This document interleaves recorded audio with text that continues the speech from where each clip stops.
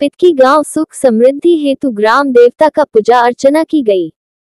अच्छी फसल, सुख समृद्धि, अच्छी बारिश को लेकर किया गया ग्राम देवता का पूजा।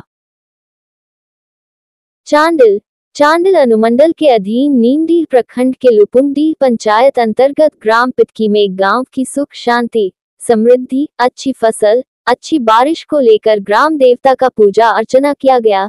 ये पूजा प्राचीन काल से दलमा पहाड़ के तराई में समस्त ग्रामवासी मिलजुल कर करते आ रहे हैं।